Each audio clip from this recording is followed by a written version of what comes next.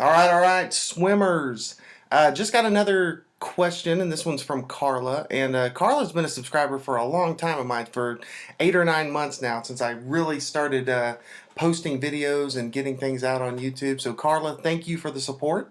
But she's got a very nice question. It says, how can I be aware of the high elbow and proper hand entry? I guess she's working with another coach, and she's trying to figure out exactly what she needs to do because her arm movement is a little bit off at this point. There's a couple things with the hand entry that you got to keep in mind. And the big thing is that you don't want to take down any bubbles. To make it the most simplistic that you can think about it, don't take down bubbles with your stroke. So you want to have a nice smooth hand entry into the water. So most swimmers, while swimming freestyle, they will actually have a stroke and they will slide their hand into the water. So they'll come through and then they'll slide it in underneath the water in order to kind of like you're putting your hand into a pocket or something. So you're sliding your hand underneath the surface of the water, and that allows for a nice smooth entry that doesn't have a lot of bubbles, because bubbles are bad with swimming. Another thing with the hand entry on freestyle is that you want it to be as close as possible to right in front of the shoulder. That's where you want your stroke to actually go into the water. You don't want it off to the side. You don't want it to cross your body especially. But what you want is for that hand entry to be placed nice and smooth right in front of your shoulder. So there's three basic motions, and the three basic motions are the traditional, where you have the high elbow and low hand.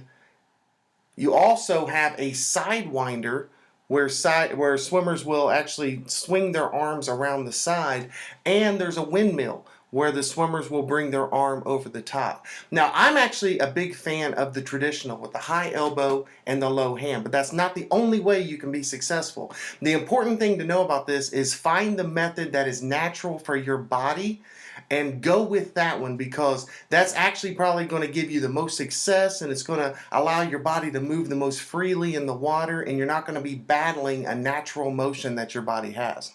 Now with that, I'll go through a couple points that apply to each of these. The reason that I like the high elbow and the low hand is because I think it allows for the most relaxed stroke, and relaxation above the water is actually real important, because the freestyle stroke is actually broken into two components. The other strokes are too, but the freestyle, it's the most prominent, is that you want the above the water to be nice and loose and relaxed. A lot of people call it a loose or relaxed recovery, and the recovery phase is when you're above the water. You're supposed to be nice and loose and relaxed so your stroke stays loose and long, because long is really important while swimming. The high elbow, low hand. High elbow, low hand allows for a relaxed stroke, and it allows that nice smooth hand entry into the water, because you can slide it in nice and smooth.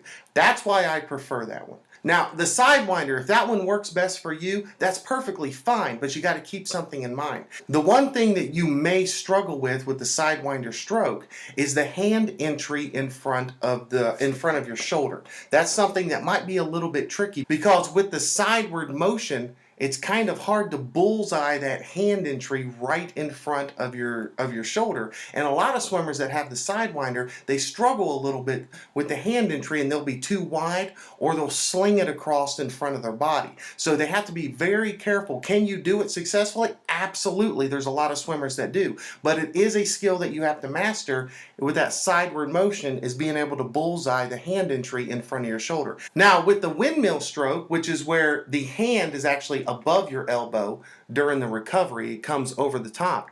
The hand placement into the water is really not the struggle, because you can lay it in front of your shoulder pretty easily. The problem that windmill swimmers have is the hand entry as a smooth entry into the water, because the windmill swimmer has a tendency to slam that hand down on top of the water, which is going to be not a smooth entry, and it's going to take down a lot of bubbles. So if you have either one of those strokes, go with it, because it's natural, but just know that you have a little something extra that you probably have to master before you'll really get the most out of that stroke. So Karla, thanks again for the question, and thanks for being a subscriber for so long. And I hope that answer helps. And if it doesn't, if you have something else, please let me know. I'll try the best I can to give you an accurate answer on that to try to help you out, because I know you're trying to figure out a skill right now.